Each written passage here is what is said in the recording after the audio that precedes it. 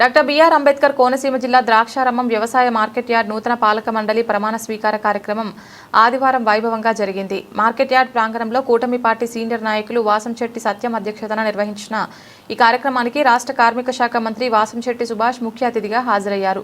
సందర్భంగా మంత్రి సుభాష్ మాట్లాడుతూ దేశానికి అన్నం పెడుతున్న అన్నదాతల సంక్షేమానికి కూటమి ప్రభుత్వం కట్టుబడి ఉందన్నారు.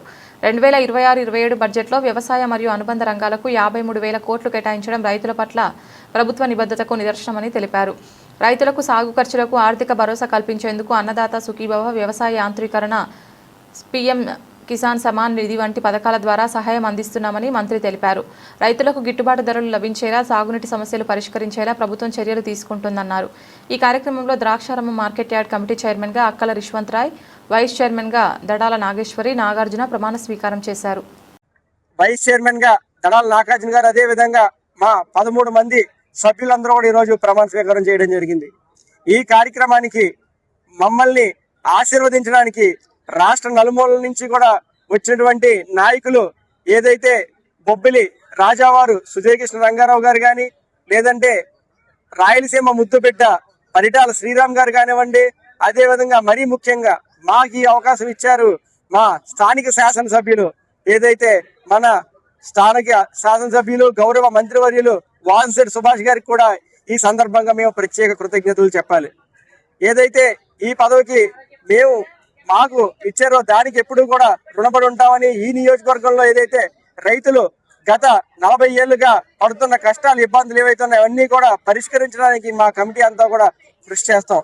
ఏదైతే ఇప్పటికే చూసినట్లయితే మన తెలుగుదేశం కూటమి, జనసేన, బీజేపీ కూటమి ప్రభుత్వం వచ్చినప్పటి నుంచి కూడా రైతుల పట్ల ప్రత్యేక శ్రద్ధ మేము వహించాం. ఇప్పటికీ అన్నదాత సుఖీభావాన్ని ఏదైతే మనం అధికారంలోకి రాకముందు ఏదైతే ప్రతిపక్షంలో ఉన్నప్పుడు మాట ఇచ్చామో ఆ మాటకు అనుగుణంగా ఈ రోజు అన్నదాత సుఖీభావ కింద 2 విడతలు ఇప్పటికే 7,000 సుమారు 14,000, మిగతా 6,000 కూడా వేసి 20,000 రూపాయలు కూడా వేసి మేము విజయవంతంగా ఏదైతే రైతులకు ఇచ్చిన హామీని కూడా నెరవేర్చుకునే పరిస్థితి ఖచ్చితంగా ఉంది. అదే విధంగా ఈ నియోజకవర్గం చూసినట్లయితే గతంలో 2016-17లో ఏదైతే తెలుగుదేశం పార్టీ అధికారంలో ఉన్నప్పుడు మేము కొన్ని అభివృద్ధి కార్యక్రమాలు చేయడం జరిగింది. వ్యవసాయ మార్కెట్ కమిటీ అవన్నీ కూడా పునరుద్ధరించి అవన్నీ కూడా స్థానిక శాసనసభ్యుల సహాయంతో అవన్నీ కూడా చేసే ప్రయత్నం కూడా చేస్తామని చెప్పి ఈ సందర్భంగా మీడియా సోదరుల సమక్షంలో నేను తెలియజేయడం జరుగుతుంది. అదే విధంగా మీరందరూ కూడా నన్ను ఆశీర్వదించి వచ్చినందుకు ప్రత్యేక ధన్యవాదాలు తెలియజేస్తూ అందరికీ నమస్కారం అండి. వైస్ చైర్మన్ దడాల నాగార్జున గారిని, మిగతా కార్యవర్గ సభ్యులందరినీ కూడా నేను, అలాగే పోలిశెట్టి చంద్రశేఖర్ గారు కూడా వాళ్ళని ఎన్నుకోవడం జరిగింది. ఈ IVR కాల్స్ ద్వారా చైర్మన్ గారిని నియమిస్తే అధిష్టానం మిగిలిన సభ్యులందరినీ కూడా నా సహచరులు, సోదర సమానులు పోలిశెట్టి చంద్రశేఖర్ గారు, నేను కూడా ఈ మెంబర్లను ఎన్నుకోవడం జరిగింది. ఇక్కడ ఎన్నుకోబడిన ప్రతి ఒక్కరూ కూడా పార్టీ కోసం హార్నెస్లు కృషి చేసిన వాళ్ళే.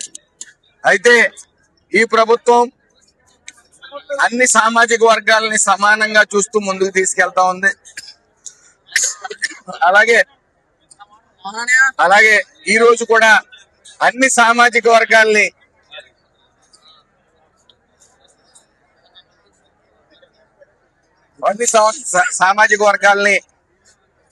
మరి పరిగణలోకి తీసుకుని ఈ కమిటీ వేయటం జరిగింది. అందరూ కూడా కష్టపడ్డ వాళ్ళే.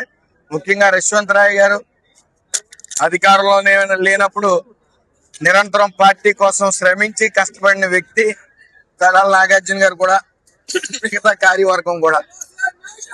ఈ రోజు పవన్ కళ్యాణ్ గారు చెప్తా ఉన్నారు, పవన్ కళ్యాణ్ గారు కానీ, లోకేష్ గారు కానీ, సీఎం గారు కానీ చెప్తా ఉన్నారు, ఈ కూటమి 15 సంవత్సరాల పాటు కలిసే ఉంటది, నిరంతరం కలిసే ఉంటది, కలిసి ఉండండి అందరూ అని.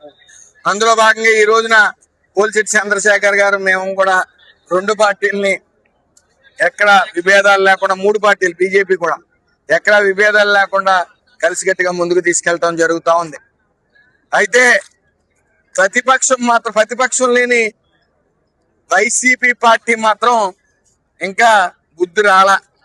11 సీట్లకు పరిమితం అయిపోయినా బుద్ధి రాల. ఇంకా రాపరాపా నరికేస్తా ఉంటారు.